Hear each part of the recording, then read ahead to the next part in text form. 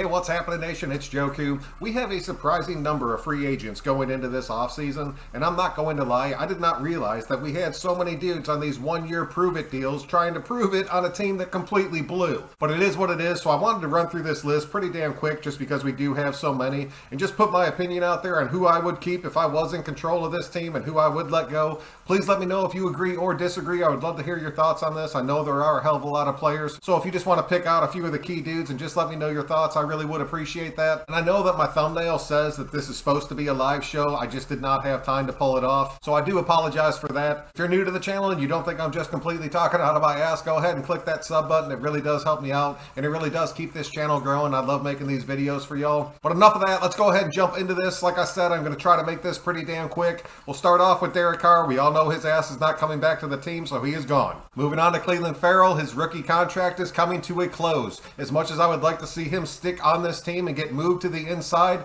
I do not believe that is going to happen. I think he will be cut. But now we got Anthony Everett. I've been going back and forth on this dude. I gave him a lot of shit throughout this season too, and I'm not taking any of it back. He's 28. He only played in 7 games for us, and his stat line was pretty much shit, but the kid does have a tremendous amount of upside. I'm extremely curious to see what the Raiders end up doing with him. In my personal opinion, I would sign him to a team-friendly 2-year deal and keep a vet cornerback in this locker room to kind of help these younger guys coming up. Then if you do have an injury, like we always fucking do at that cornerback spot, then we have somebody that can jump in behind him. So I'm keeping him on this team. Up next, we have Brandon Parker. Normally, I would go on some long spiel about how he's learning the swing tackle and he has to be able to play either side. I'm done with that shit. This kid is pretty much done, in my opinion, and I do not want to see him in a Raider uniform going into next season. After that, we got Denzel Perryman. Denzel Perryman, I really like. His numbers dropped off tremendously from 2021 to 2022, but I think he still has a good bit to give this team, especially helping some younger linebackers coming up. He is still an extremely talented player, and he can still help mentor a lot of these kids. He is getting up there in age. He's going to be 31 next year, but he is another dude that I would offer a team-friendly contract to see if he's stuck around to help push this team to the next level. And then if you do inevitably have a linebacker go down, like we do at least 2 to 3 times throughout a season,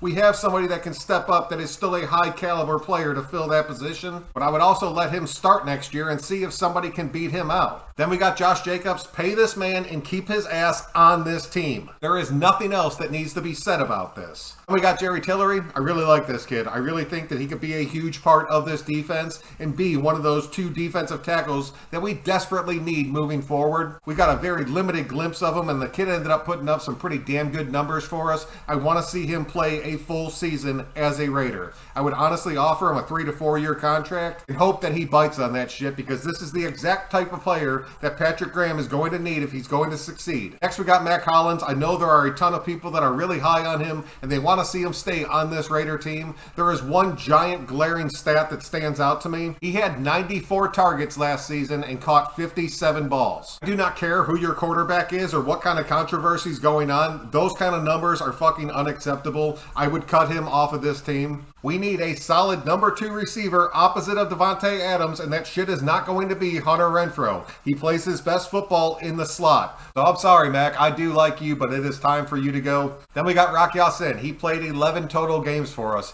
I do like this kid a lot. He is still young. He's one of the players that I thought that we did have on more than a 1-year deal, and I want to see him stick on this team. But at the same time, I would not pay out the ass to keep him on this team. The Raiders are going to have to make a pretty big choice with this one. I don't think he's going to demand a whole bunch of money because he didn't have like the best season ever, plus he was injured for the majority of it. I think we can keep him on this team for a fair price, so I would definitely try to re-sign him. After that, we got fullback Jacob Johnson. I do not like this kid. He is a cut. It is a wasted roster spot, in my opinion. Then we got Keelan Cole. I would let him test free agency. Go out there and see if you can make some money, Keelan. But chances are you're going to end up back on this team and most likely on our practice squad. I'm going to let you go out there and test the waters and then see where the pieces may fall. And we got Deron Harmon. I gave this dude more shit last season than probably any other player on our team. But at the same time, he played a full 17-game season for us and ended up having a pretty decent stat line. He had 2 forced fumbles, he had 2 picks, he ended up playing pretty damn good, and I do honestly feel like the majority of his tackles came off him just cleaning up the scraps of plays that were completely busted. I would personally move on. I think there is younger, faster, stronger talent, either in the draft or through free agency. So Harmon, thank you for your time, but I will be cutting you. We got Illuminor. The Raiders seem pretty high on him, I'm not going to lie, and I really think they are going to end up signing him to another contract. The kid was still pretty much learning football. He definitely has the size, he definitely has the speed, and really it seemed like he was starting to put it together towards the end of last season. He's one of the few offensive linemen that I actually saw growth out of, and you do not say that a lot when you're talking about the shit show that we call an offensive line. He definitely will not cost us a hell of a lot of money, so I will put him back under contract. That brings us to Jayon Brown, another player that everybody was super hyped about coming onto this team through last offseason and the impact he was going to make. And then sure enough, his ass, much like every other linebacker we have, ends up getting hurt and we barely ever see him hit the field. I do like him though. That kid can play sideline to sideline. If he could stay healthy, he could make an impact on this defense. I would extend him another team-friendly deal and see if he would take it. I honestly think that he would. But offer him a 2-year deal that was just backloaded with a shit ton of incentives just to see if he could hit those marks. I think he would end up taking it. Next up, we got Andrew Billings. I really thought this kid was going to have a way bigger impact on this team than he did last season. I really think his numbers suffered just from a matter of circumstance and how shit this defense actually played. I would definitely extend him another contract. I think Tillery playing alongside Billings could be the defensive tackle solution that we have been waiting for. Then in like the 4th or 5th round of this draft, you pick some big ass run stopping defensive tackle and pair him with these guys. Somebody like Jellybean used to be for us.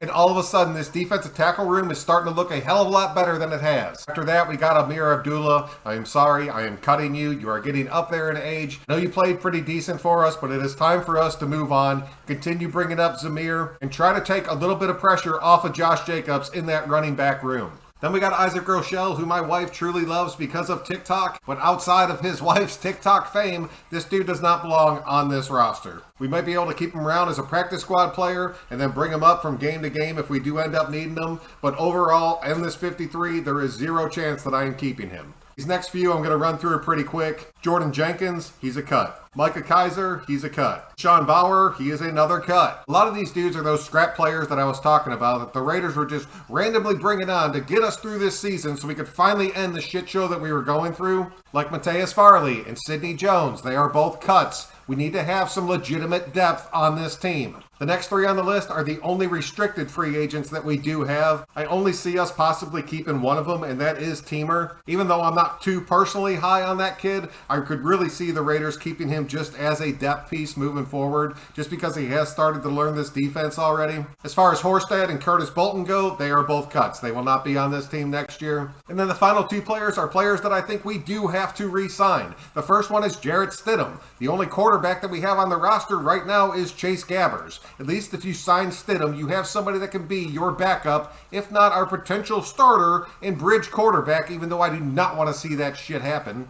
But I would not be pissed to have him as our backup on this team once again. He's not going to break the bank. He understands McShittle's offense. Go ahead and give him a decent contract for another 2 to 3 seasons and let him just kind of ride behind whoever we do decide to go with. And then the final player on this list is Foster Moreau. I do not want to see him leave this team. Unfortunately, I do think the Raiders are going to end up letting him test the waters. He is going to get signed by somebody else. There is not a doubt in my mind about that. But if I was in control of this team, you could be sure as shit that I am offering this kid a contract moving forward. That's pretty much what I have for you guys tonight. That covers all of our 2023 free agents. Let me know what you would do. I'd really be curious to see who you guys would keep and who you would cut off of this team. But until next time, I'm Joe Q. I really appreciate y'all checking out another one. I'll be back in the next couple days because I want to look at the potential free agents that are out there for us to go ahead and sign. And I'll hopefully be able to do that show live because I'd really like to hear everybody's real-time opinions about that shit. It'll probably end up being a longer show, so I really have to schedule it out to see how it goes. But until then, thank y'all very much for watching. We'll catch y'all in the next one.